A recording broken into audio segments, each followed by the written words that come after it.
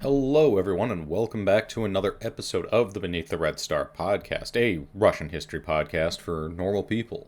As always, I'm your host, Kyle, and today we are continuing from where we left off last week, talking about the Pale of Settlement. Last week, we discussed how the Pale of Settlement was part of the Russian Empire, where the Jewish people were allowed to live, and we discussed the legal processes by which the Russian Empire tried to categorize and remove Jews from the land that they had been occupying for hundreds of years. If you did not listen to last week's episode, then first off, shame on you. You should go back and do that.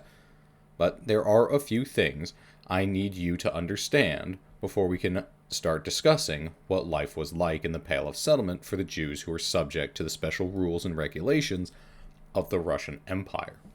1. The Jews were forced to live in a specific area of the empire.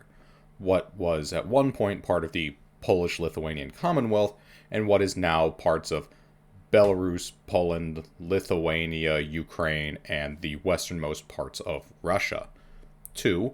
The Russian Empire originally did not allow Jews in the Russian Empire and banned them completely. 3. Instead of continuing to ban a large amount of their newfound population, the Russian Empire decided to control the Jews by forcing them into working specific jobs and not allowing them to live and work in rural areas. And 4, the people in the Pale of Settlement and the Russian government were horrifyingly racist towards the Jews, and this racism is what animated almost all of the actions taken by the Russian government against the Jews. So, there you go. You are more or less caught up.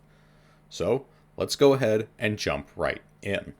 As we discussed last time, the Pale of Settlement was a reaction to the Russian Empire taking in a whole bunch of new Polish land starting in 1772. So what this means is that in spite of what the Russian Empire may have said, or what a number of people may have believed, the Russian Jews did not in fact show up in the Russian Empire. They were not invaders or foreigners come to steal land or whatever. Rather, it was the Russian Empire that came to them and swallowed them up.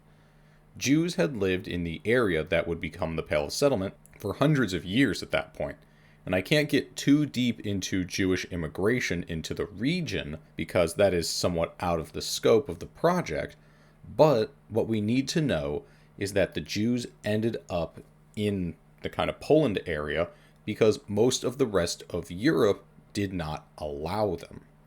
Places like Spain, England, and Portugal outright banned Jews altogether, while places like Prussia, the Holy Roman Empire, and the Papal States were more accepting of Jews than, blanket bans, but they still forced the Jews into ghettos where they were very strictly controlled in what they could do for work, where they could go, and with whom they could interact, all of that.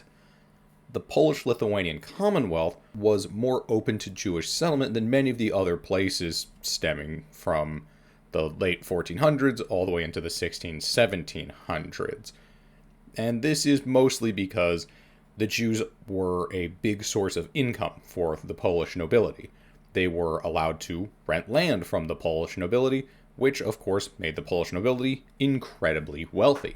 So it is not to say that the Poles were super keen on the Jews, but they had somewhat of a symbiotic relationship that, in spite of the hatred that much of the Polish nobility and the Polish peasantry had for the Jews, they made a lot of money off of it, so hey, that's what's really important. As different states in Europe expelled or created stricter controls on their Jews, the Polish-Lithuanian Commonwealth allowed Jews to settle and were, broadly speaking, more willing to just kind of leave the Jews alone rather than trying to constantly abuse and harass them. Again, if you pay, you're cool. This is, of course, not to say that the Polish government did not abuse and harass the Jews, but that they did it less so than their neighbors. And for this reason, the Polish-Lithuanian Commonwealth ended up with the largest Jewish population of anywhere on the planet. The Jews were, broadly speaking, not super keen on intermingling with other people in the Polish-Lithuanian Commonwealth, and the Polish government was generally okay with that. They, much like the Russian government that would eventually take over, disliked the rural Jews and saw them as debauched and as a bad influence on their rural peasants. They also saw the urban Jews as a bad influence, but they saw them as easier to control, as they were generally more closed off and further removed from the other townfolk than the rural Jews. This is especially because urban Jews tended to live in their own towns away from non-Jewish towns, or in their own quarters within cities that were segregated away from the non-Jewish folk. Part of the reason that both the Polish governments and the Russian governments were particularly harsh on rural Jews was that they were much more intermingled than the urban Jews. Rural Jews tended to live and work in much closer proximity to their non-Jewish neighbors, and it is likely that non-Jewish peasants did pick up certain Jewish cultural aspects that the Polish and Russian governments were not particularly fond of. Outside of the rural Jews who lived a little bit more mixed in with the non-Jewish population and the urban Jews who lived in cities, there were the Jews who lived in their own little towns known as Shtetls. The term shtetl is a bit vague in a number of ways, but at its core, a shtetl is a majority Jewish or even entirely Jewish urban or semi-urban settlement in Eastern Europe. What is vague about the term is that shtetls are oftentimes considered to be urban settlements, but even at that time, they were still fairly small, oftentimes only having a population of just a little bit over 500 people, which, to be fair, was certainly larger than a number of other towns in kind of more rural areas, but it's kind of small, especially when you consider that there are other shtetls that are much larger, or when comparing to proper urban centers like Kyiv, Warsaw, Krakow, Minsk, Odessa, whatever, these little kind of 500-person towns seem quite a bit smaller. But speaking of these large cities, these cities also, of course, had their own Jewish populations. In some cases, these cities would have very large Jewish populations that could make up as much as a third of a given city's population. Acting on their own volition, and because of the rules of the Polish and Russian governments and the racism of the local people towards them, the Jews tended to stay in separate parts of the city away from the non-Jewish people. Ultimately, this is why I believe the Polish and Russian governments wanted the Jews to stay out of rural lands. The rural Jews were much more intertwined with the non-Jewish population and were harder to control than the urban Jews in either shtetls or in large cities, where they could be much more easily controlled and cordoned off from the rest of the population. And this would become extra true once the Russian Empire took over the east of Poland and all the Jews that lived there. When the Russian Empire came to Poland, it was basically impossible to say how many Jews lived in what would be the Pale of Settlement. But I can tell you this, it was a lot. The Russian Empire, despite being a really bureaucratic and incredibly controlling force, did not really like censuses and only ever did one large, comprehensive census of the empire's entire population. And that would be in 1897. So, in the year 1897, there were about 5 million Jews in the Pale of Settlement. This 5 million made up about 5% of the entire population of the Russian Empire. But, of course, the Jews were not allowed over the entire empire. So, those 5 million were, even though they were 5% of the entire population, were condensed into just the western end of the country. So, I've been trying to figure out a way to convey the number of Jews living in this area. In order to do that, I need you to understand that the Jews lived mostly at the central and western edges of the Pale. For whatever reason, they weren't all too keen on living near the border with Russia proper. I wonder why. So, what this means is that the majority of Jews lived in what is now Ukraine and Poland. At the time, swaths of these countries, particularly Poland, were not even in the Russian Empire, so do bear that in mind. I could not find any good sourcing for the population of the Pale outside of the Jews from that time, so we are going to use the modern populations of these countries to compare. So remember, these countries are bigger than what they were in 1897 and right now have a much, much greater population. Okay, so as of today, Ukraine has about 36 million citizens, and Poland has about 39. So together, this creates a total of roughly 75 million people. In 1897, the Jewish population in the Pale was about 5 million people. So this means that of the modern, larger, more populated states of Ukraine and Poland, the Jews of 1897 would make up roughly 7% of the population. Now, to be fair, this doesn't really mean anything, but I want to show you that even today, in these larger, more populated countries, the Jews would make up a fairly sizable minority. During the time of the Pale, this percentage would have been much, much higher because the population of the areas that would be Ukraine and Poland would be smaller and less populated. So, I just want to put the idea in your head that there were an absolute ton of Jews in this area before we talk about the Russians taking it over. So, now we talk about the Russians taking it over. In 1772, Russia starts partitioning off parts of Poland and takes in all of the Jews in that area. It takes in fully formed rural, semi-urban shtetls and large cities, with, of course, a large amount of Jews. And shortly after these lands became part of Russia, the empire started turning the once Polish-Lithuanian Commonwealth into a part of Russia proper. How they did this was in the most diabolical and painstakingly boring way in which empires ultimately most harshly oppress their subjects, through bureaucracy. Bureaucrats flooded into the newly acquired lands and set up shop. These bureaucrats had little interest in intermingling with the Jews or even with the non-Jewish locals, really, and would just plop down at the outskirts of a town or city. And in many places, the largest towns they would encounter would be shtetls. So, rapidly, Russian administrators would appear at the edge of shtetls and set up shop. And with the bureaucrats came all the other people needed to keep the bureaucracy running. Along with the bureaucrats came their farmhands, their drivers, their security, and their entourage. Quickly, towns would appear at the edge of other towns, and soon you would have almost a mirror image of one town that was broadly Jewish, or Ukrainian or Polish, and then a Russian one right next to it. And what was kind of interesting is you did have Russian colonists coming over to take advantage of the new lands, particularly wealthy people coming in to buy up land to turn into their farms. But because of the way that Russia was set up, a lot of movement throughout the country was not super common.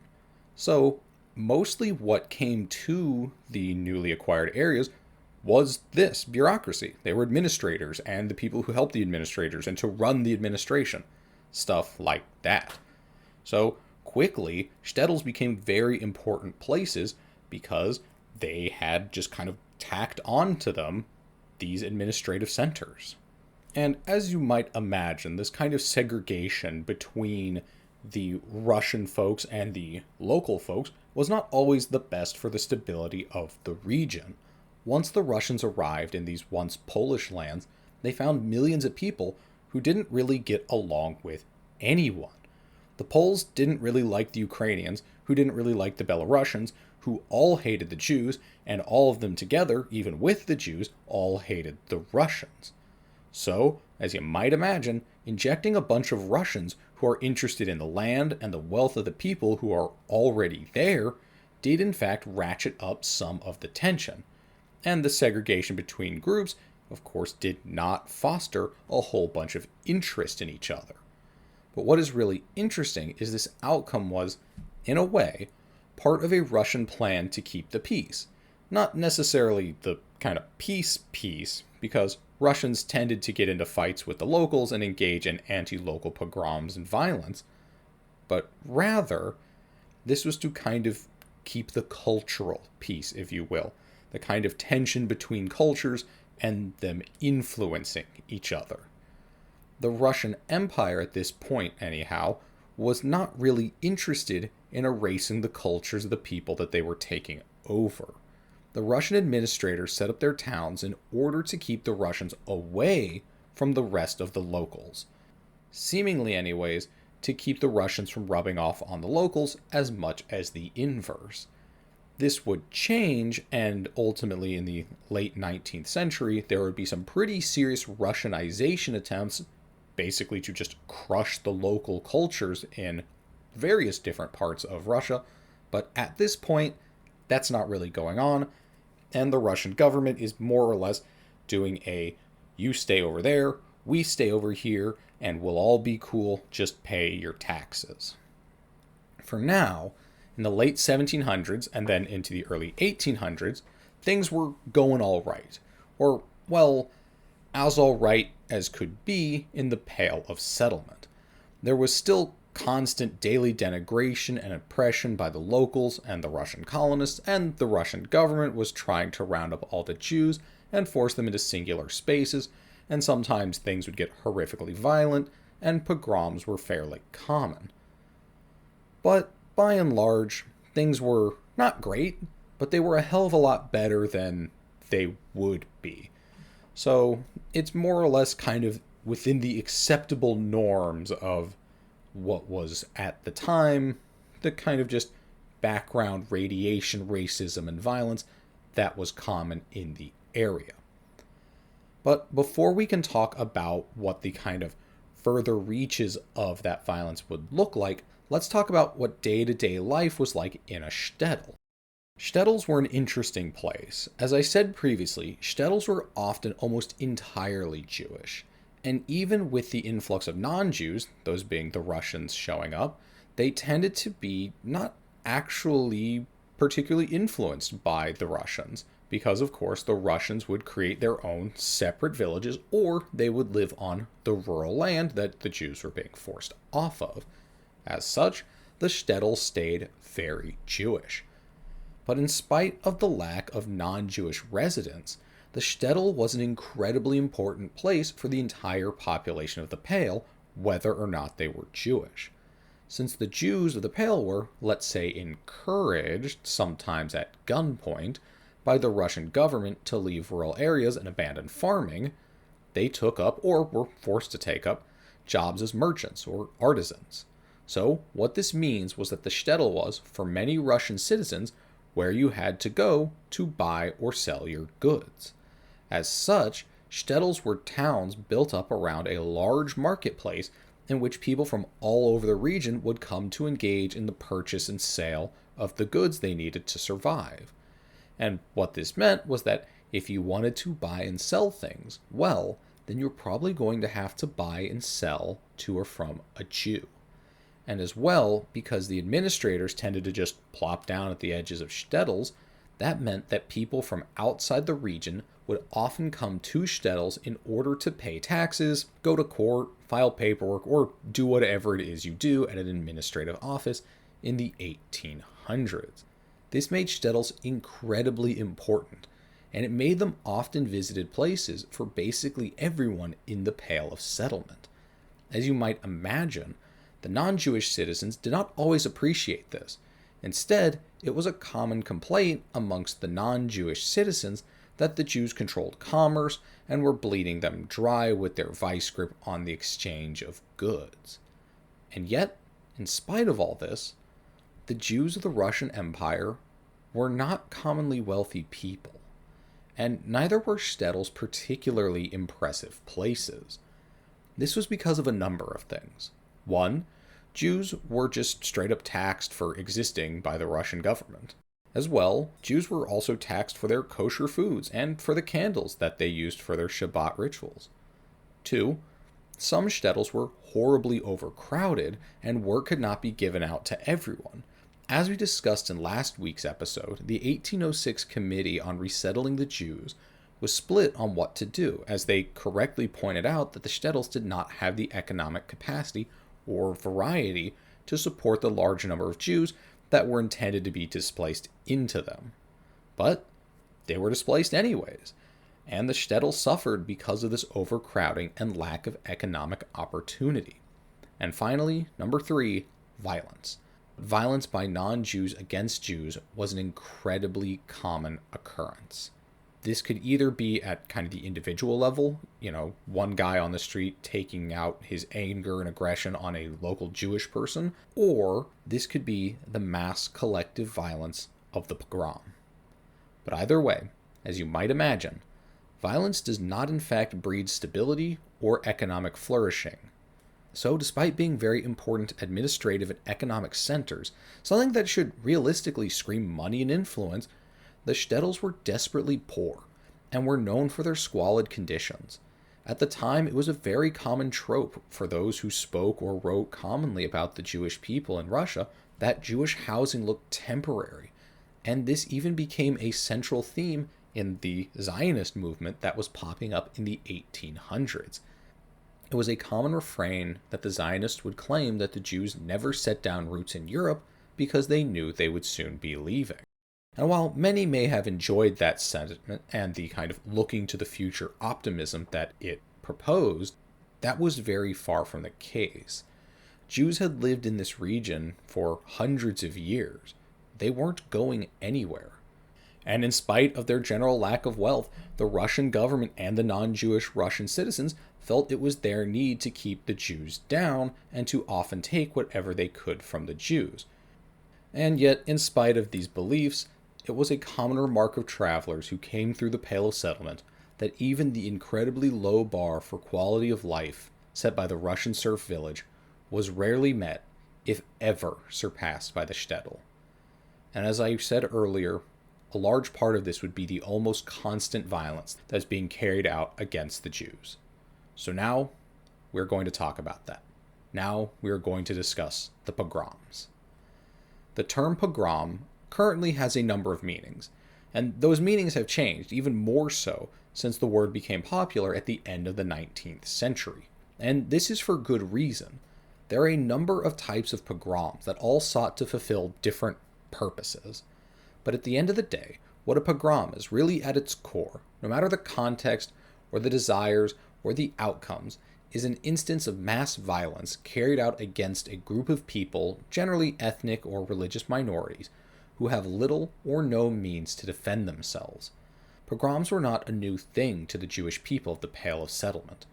Long before the Russian Empire came to them, long before they came to Poland, long before they came to the continent of Europe, the Jewish people were familiar with the concept of the pogrom.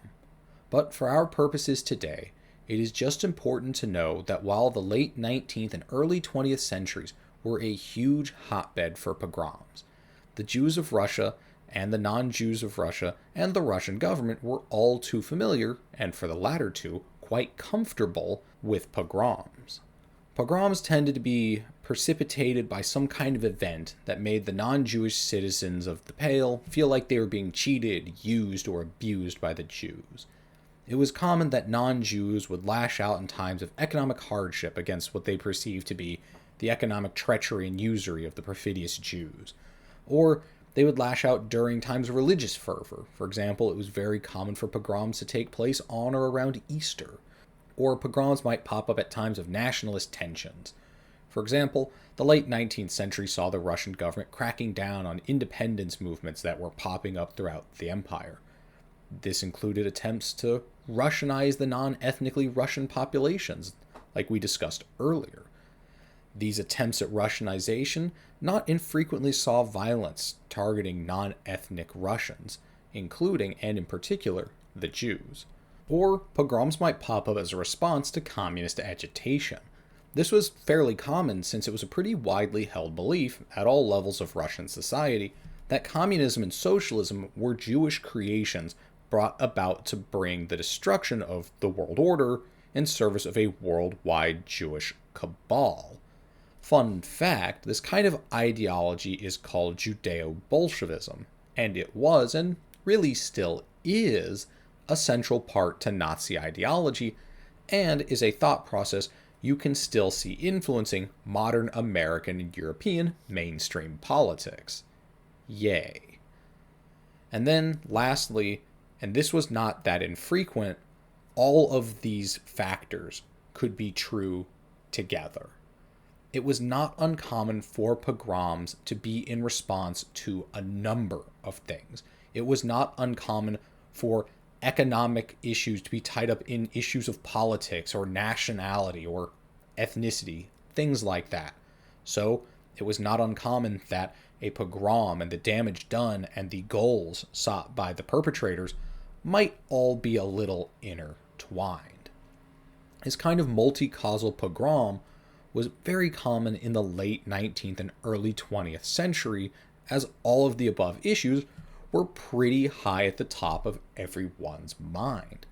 And as such, the last 30-ish years of the Russian Empire were absolutely the bloodiest years of the Jewish people in Russia until the Holocaust. And they were likely some of the bloodiest years for the Jews, period, until the Holocaust. So, since so many different causes might lead to a pogrom, how were the pogroms different? Well, they differed in scale and intent. Pogroms could be anything from a small anti-Jewish mob breaking windows to just make the Jews be afraid, to mass looting, all the way to military formations killing Jews en masse. And unfortunately, that was fairly common during the Russian Civil War. Pogroms generally often centered on one of three things. 1. To commit violence against the Jews. 2. To commit violence against Jewish property. And 3. To remove Jews from a certain area.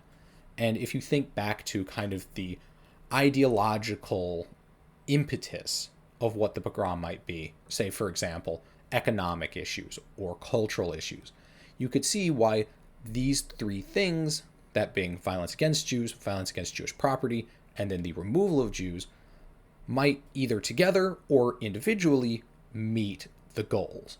For example, if there is economic hardship and people are blaming it on the Jews, they may not necessarily want to commit violence against the Jews themselves, but rather just to destroy Jewish property and, say, take their things. Get what I'm saying?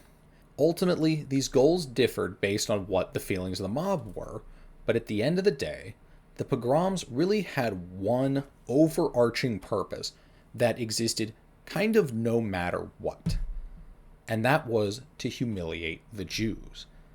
No matter what the reason was that primed the pump for violence, the people perpetrating pogroms were out above all else to humiliate the Jews. By humiliating the Jews, the non-Jewish perpetrators could gain back some of the control and pride that they felt had been robbed from them by the Jews. As well, it offered them the opportunity to take back whatever wealth and maybe land that they considered stolen from by the Jews. This humiliation did it all. It punished the Jews for taking the good, high-paying jobs. It showed them what the non-Jewish people thought of them and where they believed the Jews belonged in society. And it removed the Jews from the land, leaving their wealth for the people who forced them out from it or who killed them outright and took it. As such, pogroms actually kind of followed somewhat of a script. We're going to talk about that script from here until the end of the episode. So if you are uncomfortable with discussions of physical or sexual violence, then I would recommend that you should probably turn off the show now. So here we go. The script that the pogroms followed was one not incredibly dissimilar from that of a circus, field day, or town celebration. For the people partaking in the pogrom, these were in many ways a celebration, and it was not uncommon for the perpetrators to laugh and sing and perform their heinous acts for applauding and cheering crowds. Oftentimes, the very first thing that these mobs would do would be to attack Jewish homes and businesses. They would burn buildings down, oftentimes with the people still in them, in order to either kill people or to drive them out of hiding. They would break into stores and homes and drag people out kicking and screaming. And then they would destroy whatever images of Jewish wealth and prosperity they could find. And then, once they had pulled people from their homes, the perpetrators would round them up, and often at a central location like a market or a synagogue, they would separate out the men and the women, and then they would strip everyone naked. Then the men were set to do physical tasks while being beaten with rods and with whips. rods and whips were an important symbol of the time because they symbolized the authority of the Russian military, who used those same tools to discipline its own people. These symbols now in the hands of these perpetrators symbolized their control over the Jews. Often, the men would be forced to run around the center of town, engage in exercise, or do demeaning tasks, as well as be paraded in front of a crowd of onlookers. And as well, this was always done in front of other Jews, particularly in front of Jewish women. This served two purposes. One, to the women, it showed that their male counterparts, who in society at that time were generally seen to be, the protectors and the leaders, whatnot, could not do that. They could not protect anyone. They could not help. They were the ones being dominated. They were the ones being forced. And then as well, it was a way for the perpetrators to embarrass the men by saying, look, you can't even do this, and all of the women here are watching. And then, if this was not enough for the crowd or for the perpetrators, the men would then be tortured and sometimes killed outright. But the killing was generally not something done until the very end. And that was because we haven't finished the script just yet. After the men were humiliated, the perpetrators would then begin to humiliate the women. This would be done by raping the women en masse in public, in front of the families and friends of these victims. And again, oftentimes in front of crowds of onlookers. And I don't feel like I need to particularly explain why this would be incredibly embarrassing, incredibly humiliating, and incredibly psychically damaging to anyone who's being victimized in this way. And then, at the very end, this is where the perpetrators would start to kill people en masse. They couldn't kill them all, and generally they wouldn't, because then who else is going to buy their grain? Who else would cobble their shoes? Who else would tend to their sick children? The Jews still had a very important role to play within society, so killing them all would not be helpful. So, at the end of the day, they would oftentimes leave most people alive. It would not be until the more kind of extermination-focused pogroms of the early 20th century, particularly those in the 19-teens and 1920s, where we would see entire Jewish towns being up and murdered. As a general rule, they would leave most people alive. Why would they do this? Well, one, as we said before, they still served a very important role in society. But at the end of the day, the goal of basically every pogrom, no matter what the kind of secondary goals were, was to embarrass people, to make them understand how they were seen in society, to make them understand how much contempt and anger and hate the non-Jews had for them. So, the people would be left alive to live in fear, knowing that they could not stop their neighbors, and that no matter what happened, their lives, their wealth, and their very safety in every aspect was always at risk. And now, you might be wondering, what did the government do in all of this? Well, almost nothing. It was not uncommon that local police would basically just not get engaged. They would not stop mobs, and oftentimes they would even join in, not wanting to miss out on the opportunity to take whatever plunder they had their eye on.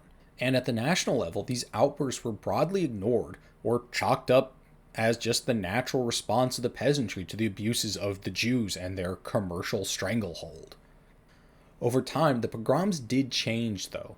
At first, they were focused more so on humiliating the Jews, taking wealth from them, and making them be afraid, and occasionally from removing them from their land, but generally not on strict, out-and-out genocidal murder. But as time went on and the Russian Empire fell to pieces, the violence and the desire to remove the Jews from their land entirely became more and more central to the identity of a pogrom.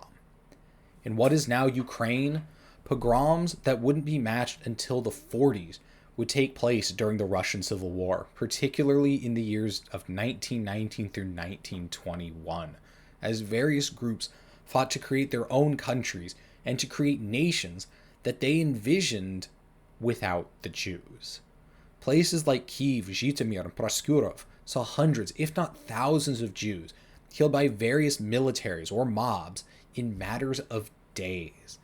During the Russian Civil War, as many as 50,000 Jews were killed in pogroms throughout what had once been the Pale of Settlement. While the numbers of dead and the amount of damage done was indeed much, much greater than what had been in the past, it is still important to understand that the violence that punctuated the end of the Russian Empire was always present. It was ever present throughout the entire existence of the Pale. Maybe not to that scale, but pogroms, mass murder, deportation, ethnic cleansing, they were built into the very core of what the Pale of Settlement was. And an unknowable number of lives and an unknowable amount of wealth was stolen from the Jewish community of the Russian Empire at the hands of these vicious mobs over the little less than 200 years that the Jews lived in the Pale of Settlement. And because of this violence, particularly at the end of the Russian Empire, people fled. Millions of Jews fled. They fled into the West, into Europe, and into the United States. They fled south into the Palestinian Mandate. They fled wherever they thought they could go, wherever they thought they could be safe. And yet, still, many stayed, either unwilling or unable to leave. They stayed in their homes and hoped for things to get better, and not to end things on a truly bleak note. But the story of the Pale of Settlement is at no point a story really of happiness or fun. We all know what would happen just a few short years later. This is an area of the world that is marked by tragedy at a degree that is oftentimes hard to understand. And that is why I wanted to do these episodes over the last 2 weeks. We, as a society, not just the Americans, not just the US, but everyone, needs to be able to look back at the violence and the oppression that our various countries have endured and have doled out. Because it is these vilifications, the creation of these legal constructs, that now it may not seem like a big deal. It may be, okay, whatever. Why do I have to say undocumented migrant versus illegal immigrant? Well, because these are the logical endpoints of stuff like that. It may seem small, it may seem little, but vigilance is the price of freedom. We have to be aware of these things, and we have to discuss them. This has been a real bummer of an episode. I know last week's wasn't really, a bunch of roses either, but I think it's incredibly important to have these discussions. Not just because it's incredibly important to understanding the history of Russia, which it is, but also because we need to have these thoughts about our own homes. Because here in the year 2024, these conversations are still going on. There are still conversations about, oh, well, foreign invaders have come in and stolen our land and we need to do something about them. Well, this is what people do about those things. This is how people have always dealt with those things. So I want that to be in people's minds, especially if you're watching the news and you are seeing the absolute insanity that is being put out there about the evils of migrants and immigrants and such like that. I want you to keep this in the back of your mind, especially for, and I know this goes for a number of people who are listening to this show. If you are like me and your family came from this place, if your family fled from this violence, we cannot allow ourselves to forget that. And we cannot allow ourselves to allow this kind of discussion of violence and this kind of acceptance of othering to continue. So please, if you do anything from this episode, I just want you to kind of think about that a little more. Be a little more mindful, a little more present the next time you hear these conversations. And I want you to think about the Pale of Settlement. But for now, I think that is going to have to do it for us today. I hope you enjoyed this episode. I mean, I guess as much as you can enjoy an episode about death and destruction. But I guess more so, I hope you learned something today. If you did, or if you did not, please let me know. You are more than welcome to leave me a comment on whatever platform it is that you use. I would absolutely love to hear from you because any and all feedback helps me make the show better. And as well, of course, any and all feedback does help with the algorithm and it helps grow the show. But for now, I will leave you with one last thing, which is I promise next week we will have a little bit more upbeat and fun of an episode. I promise you that. But I would like to say thank you all for listening. I hope you're having a wonderful day, and I'll catch you for the next one. Bye-bye.